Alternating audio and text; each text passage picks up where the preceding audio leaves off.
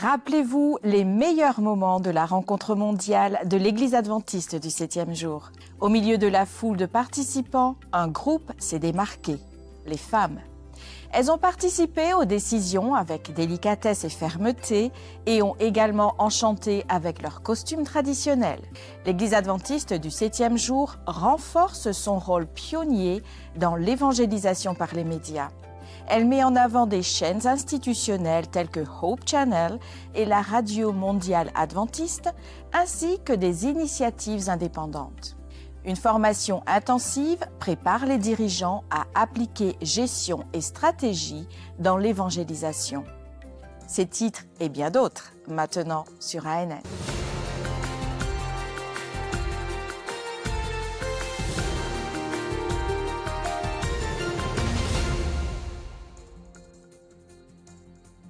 Rappelez-vous les meilleurs moments du plus grand événement de l'Église adventiste du 7e jour mondial.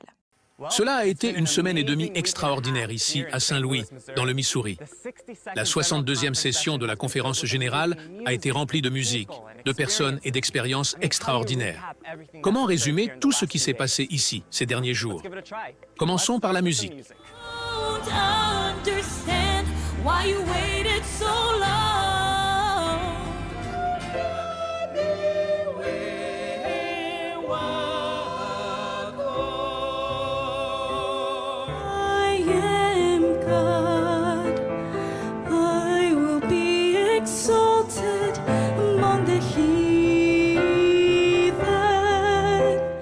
Nous avons entendu de la musique du monde entier, dans tant de langues et de styles.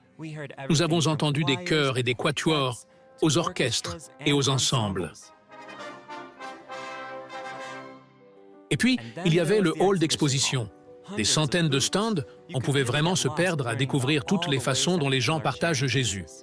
Près de l'entrée du hall d'exposition se trouvait une gigantesque frise chronologique de l'histoire de l'Église adventiste. Il y avait des universités, des organisations missionnaires, des maisons d'édition et des ministères médiatiques. Mais la raison principale d'un événement comme celui-ci est de gérer les affaires de l'Église. Voici comment cela fonctionne. Les points à l'ordre du jour sont présentés aux délégués depuis ici, sur la scène. Les délégués sont des membres du monde entier. Ils s'assoient dans cette zone. Vous voyez ces micros là-bas? C'est là que les délégués prennent la parole à tour de rôle pour exprimer leurs préoccupations et partager leurs perspectives. Lors de cette session, ils ont mis à jour le manuel d'Église et ont voté pour de nouveaux dirigeants de l'Église. Ayrton Keller est le nouveau président de la conférence générale. Richard McEdward est le nouveau secrétaire. Et Paul Douglas continue de servir en tant que trésorier. Des personnes ont également été élues pour diriger les 13 régions mondiales de l'Église. Nous avons la liste complète des dirigeants sur notre site web à adventist.news. Le dernier samedi de la session est particulièrement excitant. C'est généralement le jour le plus fréquenté de la session, et cette année n'a pas fait exception. Ce que vous voyez ici, ce sont plusieurs milliers d'adventistes du 7e jour rassemblés, prêts à adorer Dieu. Ceci n'est qu'un petit aperçu de ce que ce sera quand nous serons tous réunis au paradis et chanterons ce chant joyeux. Récemment élu président de l'Église, Ayrton Keller a prêché samedi matin. Son sermon a présenté l'orientation stratégique de l'Église pour les 5 prochaines années. Le pasteur Keller a déclaré qu'une priorité majeure pour l'Église devrait être axée sur la mission. Si nous ne sommes qu'une armée dans une tranchée, nous sommes déjà une armée vaincue. Notre Église n'est pas appelée à être un entrepôt, mais plutôt un centre de distribution. Non, notre message n'est pas un message de peur ou de sensationnalisme. C'est un message basé sur l'espoir, la sécurité, pas l'anxiété et la peur. Nous sommes portés par l'espoir. Après tout, Jésus est venu pour les gens. Jésus a vécu pour les gens. Jésus a servi les gens. Jésus est mort pour les gens. Et quand il reviendra, il ne prendra que des gens au ciel.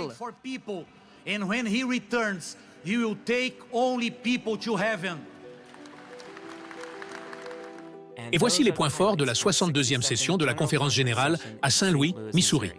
La prochaine session aura lieu dans 5 ans, en 2030. Indianapolis, Indiana, accueillera l'événement. Nous espérons vous y voir. Parmi la multitude de fidèles du monde entier, la session de la conférence générale de l'Église adventiste du 7e jour, il y avait un groupe spécial. Avec délicatesse et fermeté, elles ont participé aux élections, aux planifications et ont enchanté avec des costumes traditionnels. Dans le domaine technique et administratif, la présence féminine a été marquante. Des femmes ont occupé des postes stratégiques dans l'opération des caméras, la traduction simultanée, la médiation des sessions et le soutien logistique.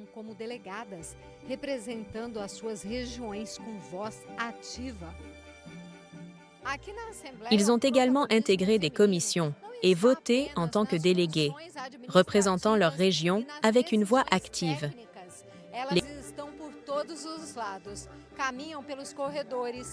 Les costumes traditionnels sont un spectacle à part dans le programme. D'Afrique de l'Ouest viennent les tuniques imprimées et les turbans hauts. Des représentants du Japon et de la Corée du Sud apportent des vêtements délicats, avec des tissus légers et des couleurs vives, tout comme en Inde et au Sri Lanka.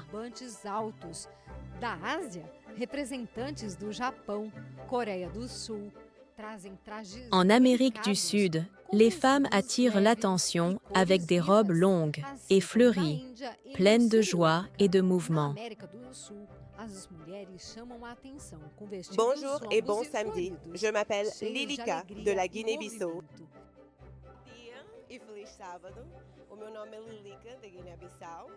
Je suis Caroline Oliveira, je suis brésilienne, mais avec ma famille, nous sommes missionnaires en Asie du Sud-Est.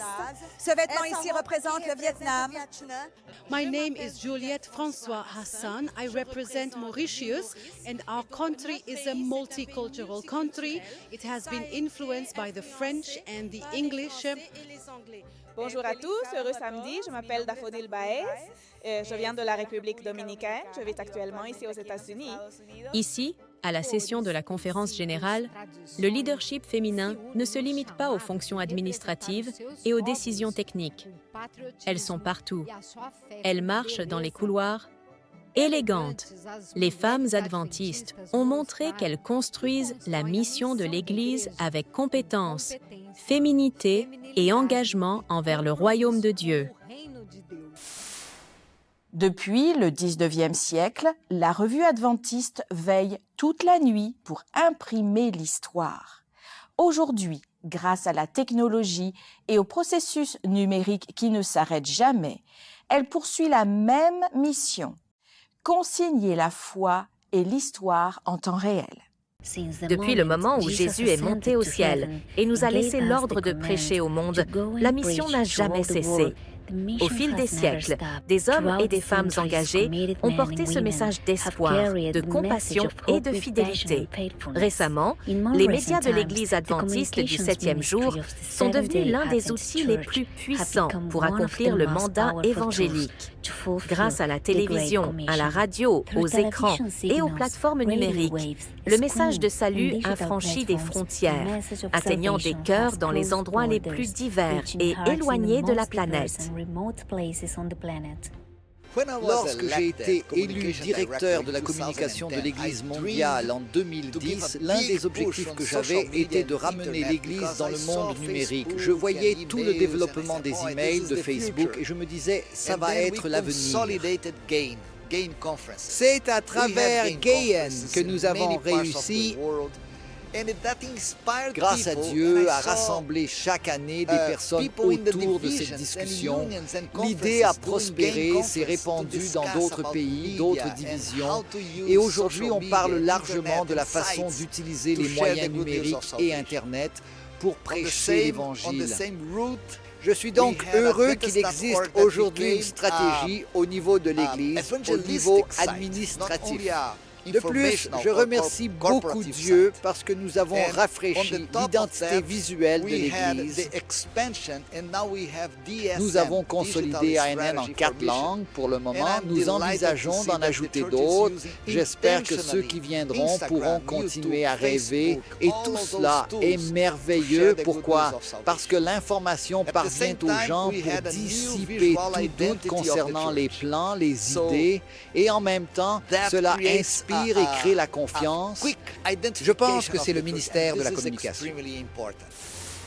La musique traverse les frontières, les langues et unit les cultures. Différents styles musicaux ont été présentés lors de l'Assemblée mondiale de l'Église adventiste du 7e jour. Et maintenant, vous allez découvrir les coulisses, la planification et la grandeur de ce projet.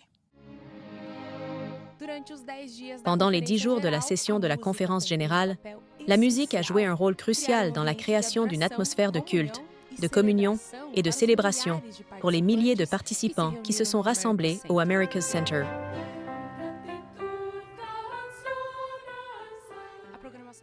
La programmation musicale a été intense et répartie dans plusieurs espaces, où des groupes musicaux de différentes régions du monde se produisaient chaque jour. A mission for saving the Lord. It's gonna get better. Hope is on the way. The music's La représentation de la musique du monde adventiste pendant la session de la conférence générale est complexe et compliquée. Tout commence généralement 4 ans avant une session. Les divisions locales soumettent toutes leurs auditions et recommandations. Puis le comité de la conférence générale les organise dans le programme, ici, à la session, pour s'assurer que la musique de l'Église mondiale, en termes d'ethnicité et de culture, est bien représentée. C'est magnifique, car quand tout est réuni, ça sonne comme un petit goût du ciel.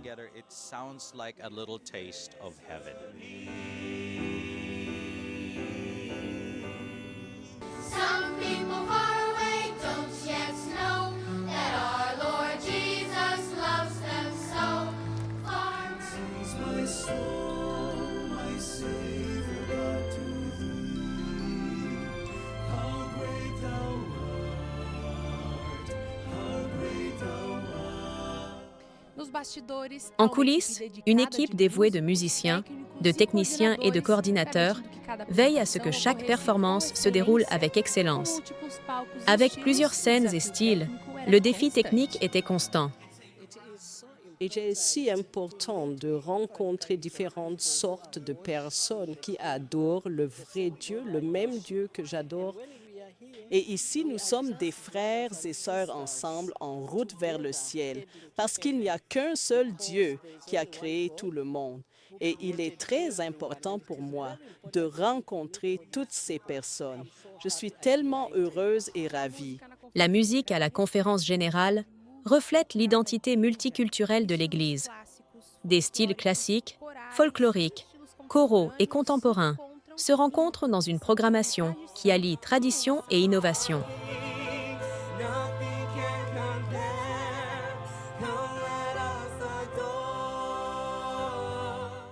Et c'est samedi dernier que la musique a atteint son point culminant.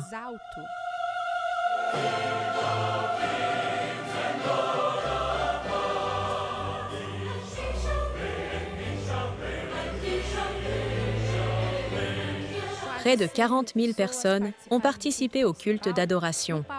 Sur scène, une méga chorale et un orchestre spécialement formé ont conduit des hymnes marquants. Quand je vois la façon dont nous chantions le chant Alléluia, c'était incroyable. On dirait que vous chantez avec les anges et avec les différentes personnes, différentes cultures, vous vous unissez sous un même toit, louant Dieu. C'était incroyable. Ce moment est le plus symbolique lorsque la congrégation unie, dans différentes langues, chante les mêmes mélodies. Une démonstration d'unité qui, pendant quelques instants, donne une sensation que le ciel arrive ici sur terre.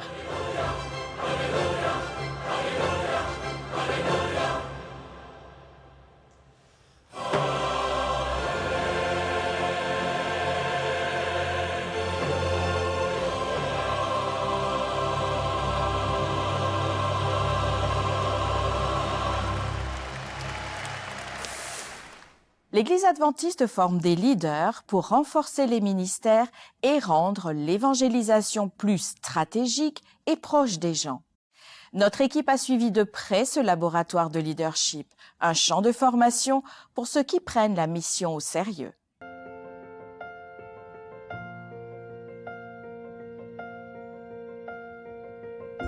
Tout comme dans le monde de l'entreprise, les ministères de l'Église ont également besoin de leaders préparés à agir avec vision, stratégie et empathie. C'est pourquoi l'objectif de ces séminaires est de transformer la théorie en pratique, afin qu'à leur retour dans leur pays ou ville, chaque leader puisse faire la différence dans son groupe d'école du sabbat et sa communauté.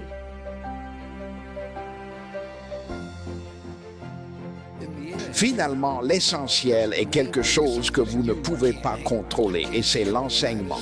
Je suis l'éditeur du guide d'études et j'ai dit peu importe à quel point un guide d'études que j'édite est bon ou mauvais, peu importe à quel point il est bon, un mauvais enseignant le gâchera, ou peu importe à quel point il est mauvais.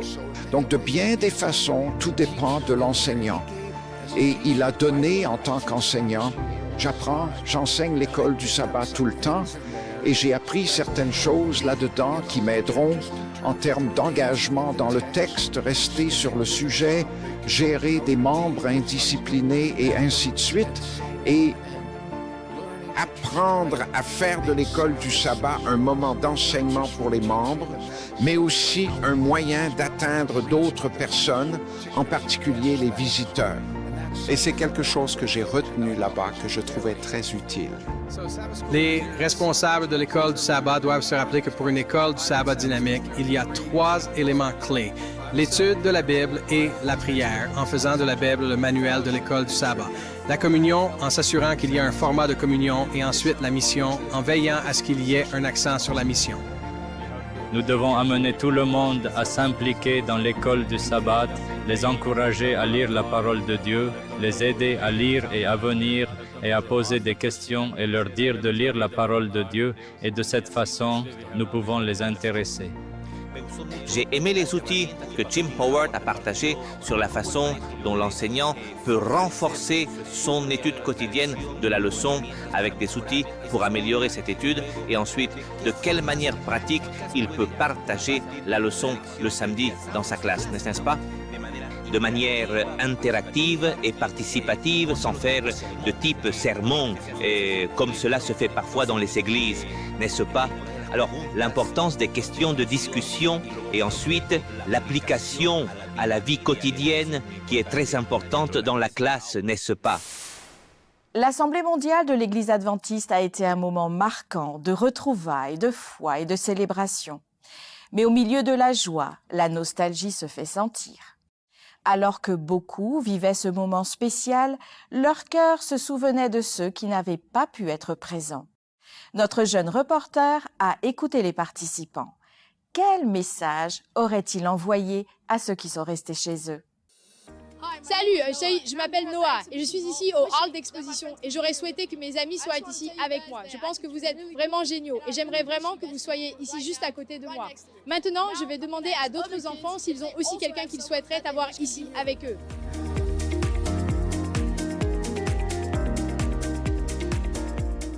Vous voulez que quelqu'un de spécial soit ici, dites-leur quelque chose.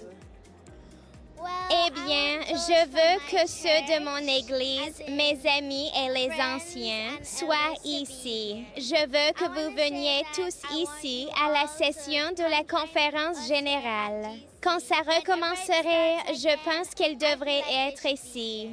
Salut grand-père, comment ça va? J'aimerais vraiment être ici. Tout est tellement incroyable et génial. Nous découvrons beaucoup de cultures différentes et c'est ça. J'aimerais que tu sois ici.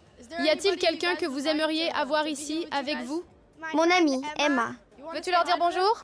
Salut, mes amis et ma maman. Je veux dire à Adrian Quinteros, je veux lui dire qu'il est un bon ami, je veux lui dire que je l'aime beaucoup, qu'il reste une bonne personne et qu'il le soit toujours par la grâce de Dieu.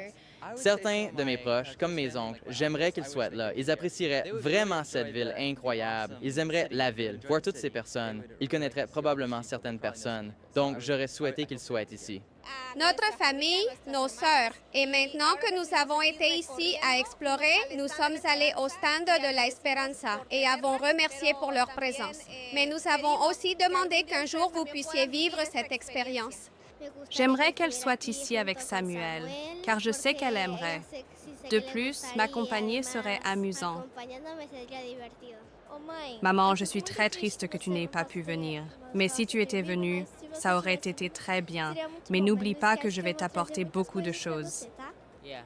La famille de ma tante, j'aimerais que vous puissiez venir et être baptisé dans l'adventisme et devenir chrétien.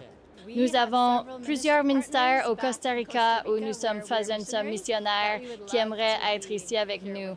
Nous avons plusieurs tantes du Costa Rica qui sont nos partenaires ministériels. Nous aimerions qu'Antipati, Antireb, Lati et bien d'autres soient ici aussi. Nous voulons dire bonjour depuis la conférence générale. Vous nous manquez et merci de prier pour nous. Nous prions pour vous.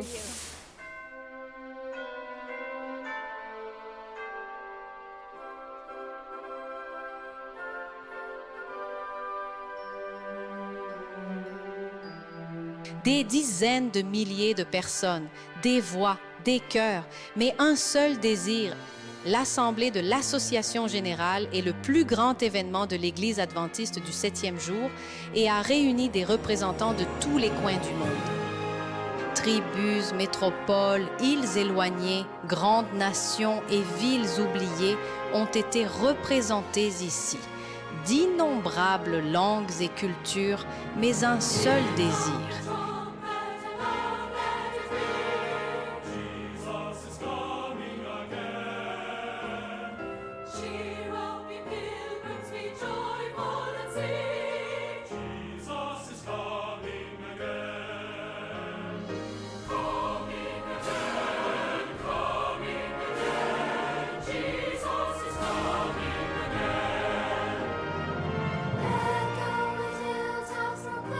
Ici, des nations en guerre ont coexisté en paix. Des citoyens divisés par des conflits armés se sont embrassés comme des frères. Lors d'un programme intense d'évaluation, de rapports et de planification, chaque vote, chaque projet était un soupir d'espoir. Espoir que l'accomplissement de la promesse qui unit ce peuple soit rapide. Espoir que la fin soit proche, la fin de la douleur, de la souffrance, de la mort, du châtiment que nous portons dans la chair, conséquence du péché qui nous éloigne du Père.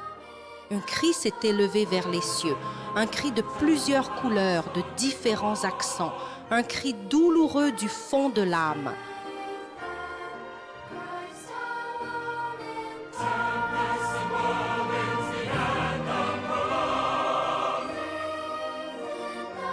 Un désir ardent qui monte chaque matin et chaque soir du cœur de fidèles passionnés par Jésus. Nous ne savons pas combien de temps il reste avant le retour du Christ, mais à la fin de la session de la conférence générale, ce que nous voulons, c'est que ce soit la dernière. Que la prochaine rencontre rassemble tous ceux qui ont accepté le sacrifice du Christ et se sont abandonnés à son immense amour, car il est l'amour même, notre Rédempteur, et il reviendra. Notre désir est que le prochain grand événement soit une rencontre de toutes tribus, langues et nations devant celui que nous attendons et pour qui nous vivons. Ancrés dans sa parole et dans sa promesse, nous continuons à nous préparer et à annoncer son retour imminent. Et en reconnaissant celui que nous aimons et pour qui nous vivons, dire celui-ci est le Seigneur que nous attendions. Tant que ce jour n'arrive pas, un chemin se dresse devant nous qui exige du courage.